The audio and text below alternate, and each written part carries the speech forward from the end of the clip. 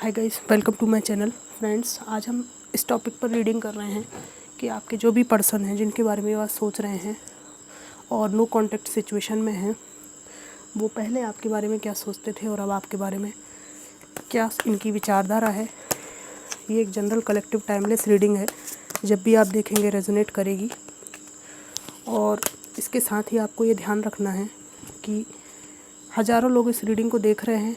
चूँकि एक general reading है तो सभी बातें सबको मैच करें ज़रूरी नहीं है, तो जितना आपको रेजोनेट करे वो ले लीजिए, और जो रेजोनेट नहीं कर रहा है वो हो सकता है किसी और व्यूअर के लिए वो बात हो।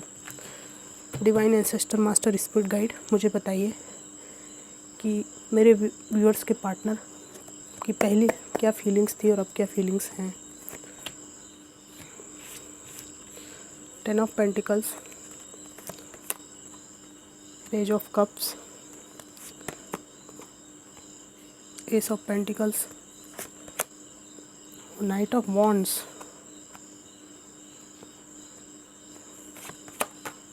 S of wands, S of suits.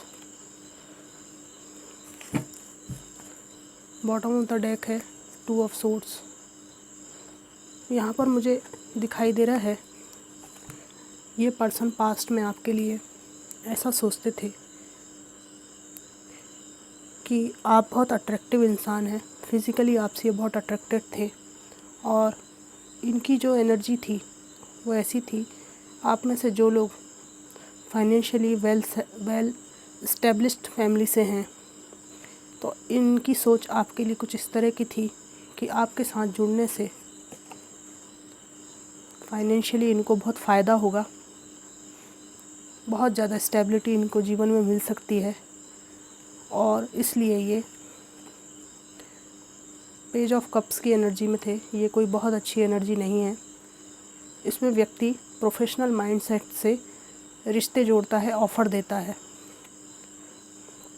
यहाँ पर फीलिंग्स का तो नाम दिया जाता है, परंतु दिमाग का इस्तेमाल ज़्यादा होता है यहाँ पे कि मेरा क्या फ़ायदा है रिश्ते में जुड़ने से और क्या नुकसान है। ये सब कैलकुलेशन बिठा के ऑफ़र दिया जाता है। तो ये इस तरह की एनर्जी में थे। और यहाँ पर दूसरी तरफ मुझे दिखाई दे रहा है कि उस टाइम पे इनको फाइनेंस में जो भी स्ट्रगल था, कैरियर की शुरुआत स्ट्रगल फाइनेंस को लेकर बहुत ज़्यादा था, तो इन्होंने आपको चुना है फाइनेंशियल ग्रोथ पाने के लिए। बहुत सेक्सुअल अट्रैक्शन रहा था, बहुत सेक्सुअली अट्रैक्टेड थे, और एक ऐसी एनर्जी यहाँ पर फील होती है कि काफ़ी समय तक इस सेक्सुअल अट्रैक्शन की वजह से भावनात्मक लगाव तो कम हो गया था, परंतु सेक्सुअल अट्रैक्शन की वजह से ये व्यक्ति इन आउट करते थे आपकी लाइफ में। ठीक है, जब चाहे झगड़ा कर लेना, सोर्स की एनर्जी भी है यहाँ पे, और जब चाहे झुक जाना, मतलब झुक जाना इन द सेंस कि ऐसा एटीट्यूड बताना कि आपसे रिश्ता निभाना चाहते हैं, बार बार नई शुरुआत करना, चले जाना, ठीक है, फिर आ जाना, फिर झगड़ा कर लेना, फिर कोई बात ढूंढ लेना झगड़े की, और फिर दूर होने का कोई ना कोई बहाना ढूंढ लेना, फिर अट्रैक्शन हुआ, फिर चले आए, फिर चले गए। तो इस तरह की एनर्जी इस व्यक्ति की रही है। इसका कारण इनका स्वयं का माइंडसेट, नेगेटिविटी, और 2 रास्तों में से चुन ना पाना कि इनको लाइफ में क्या करना है, क्या नहीं करना है। इनकी लाइफ में इसका कारण कुछ लोगों के लिए कोई सेकंड व्यक्ति भी हो सकता है आपके अलावा, कोई मतलब थर्ड पार्टी भी हो सकती है, और इनका माइंडसेट भी हो सकता है जो हमेशा कन्फ्यूजन में रहता था कि क्या करना चाहिए क्या नहीं। इस तरह की इनकी एनर्जी यहाँ पर दिखाई देती है। यहाँ पर इन्होंने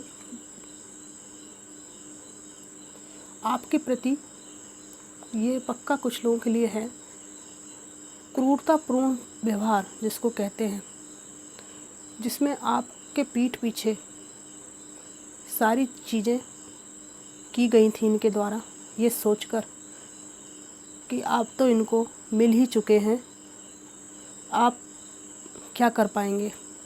कुछ भी नहीं। और ये एक के बाद दूसरा, दूसरे के बाद तीसरा, हज़ारों धोखे आपको देते रहें और इनको लगता रहा कि ये कुछ भी गलत नहीं कर रहे हैं, क्योंकि आप तो इनकी पत्नी हैं या पति हैं, तो आप तो इनको फॉर ग्रांटेड मिले हुए हैं, कोई दिक्कत नहीं है। रिश्ते से आप बाहर, ये 4 जो मंडप बना हुआ है ना, इससे बाहर तो आप निकल ही नहीं पाएंगे। तो ये कुछ भी आपके साथ दुष्टताएं करें तो वो एक अपब्रिंगिंग प्रॉब्लम इनके साथ रही कि उसमें कुछ भी गलत नहीं है, कुछ भी टॉक्सिक नहीं है ना। इनको ऐसा लगता था।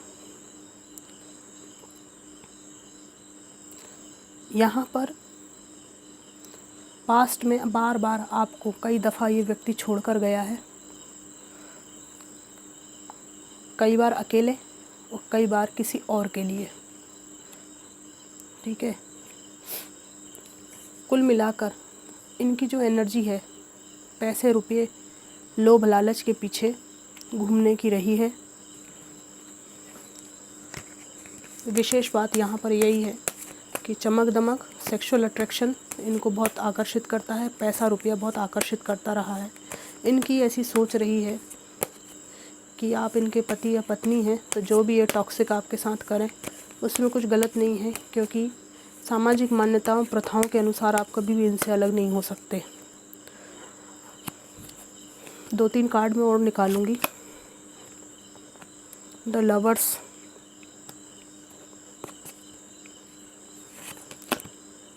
S of cups, the hermit. ये व्यक्ति वर्तमान में आपने इनसे जो प्यार किया है उस बात को समझ रहा है। द लवर्स का कार्ड आया है।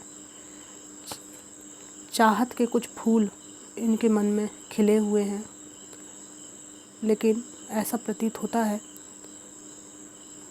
द हर्मिट के कार्ड से कि इनको रोशनी की तलाश है, पर आपकी तरफ से इनको बिल्कुल नो कह दिया गया है। यहाँ पर एस ऑफ कप्स है।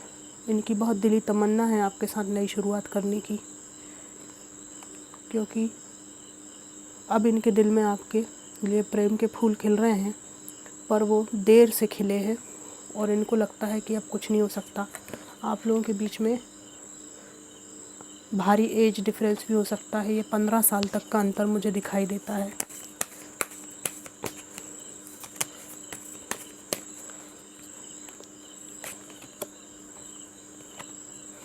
द फूल का कार्ड आया यहाँ पे।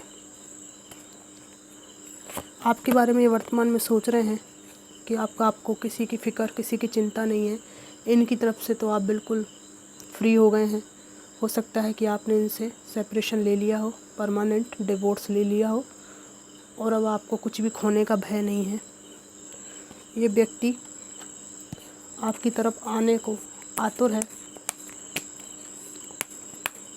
अब ये कैरियर वाइज सेटल हो गए हैं और मनी वाइज भी सेटल हो गए हैं कहीं और। अब वहाँ पर जब इनको कैरियर, मनी वगैरह वाइज फुलफिलमेंट मिल चुकी है, तब इनको प्रेम नहीं मिल रहा है। इनके साथ ये संकट है। ठीक है, ईश्वर ने न्याय कर दिया है आपके साथ। इनको बत्ती मिल गई अच्छी तरीके से कि धन रुपया पैसा सब कुछ मिलने के बावजूद भी आपको प्रेम मिल जाए वहाँ पर ये ज़रूरी नहीं है। और ये व्यक्ति पहले जिस स्थिति में था पास्ट में, जगल करना 2 सिचुएशंस में, आज भी वहीं पर आकर खड़े हुए हैं। इनकी आपके लिए फीलिंग्स ये है कि आप हाई प्रिस्टिस में बदल चुके हैं। आपको कोई भी सिचुएशंस अब मिल जाएं, लेकिन आप पहले की तरह भावुक नहीं हैं। बहुत शांत चित्त, सोच समझ कर निर्णय लेने वाले आप बन चुके हैं, और एक सीक्रेटिव इंसान भी आप बन गए हैं। दिल के हर हिस्से में इनका कब्जा था। एक टाइम पर दिल की हर बात जीवन का हर एक मोमेंट आप इनसे शेयर करते थे और अब आपने इनको इनकी हैसियत बता दी है और इनको लगता है कि ज़िंदगी पहले जितनी बोझ नहीं थी अब हो गई है।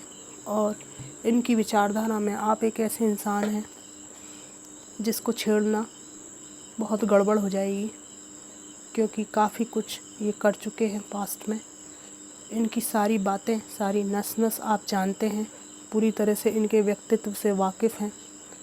भले ही आप अकेले क्यों ना हो, इनको लगता है कि आपके सामने अब ये किसी भी तरह का मैनिपुलेशन, किसी भी तरह की चालबाजी, नौटंकी करना भी चाहें तो कर नहीं सकते, क्योंकि आप इनको, इनकी चालबाजियों को देखते देखते गले तक भर चुके हैं, पक गए हैं आप इनसे, जिसकी वजह से आप एक साहसी इंसान बन चुके हैं। बहुत ज़्यादा आपके अंदर स्ट्रेंथ है और आपसे पंगा लेना इनके लिए ठीक नहीं होगा। 2 कार्ड और निकालती हूँ मैं।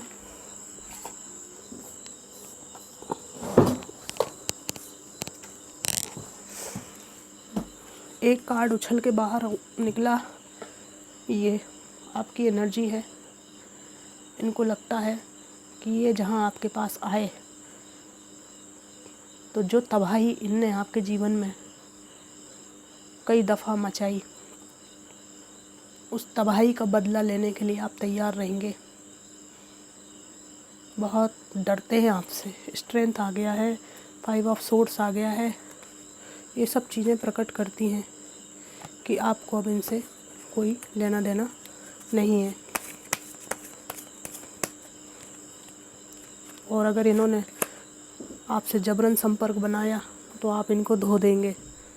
किंग ऑफ वॉन्ड्स है, इमोशंस हैं, सब कुछ है आपके प्रति, लेकिन कहेंगे नहीं।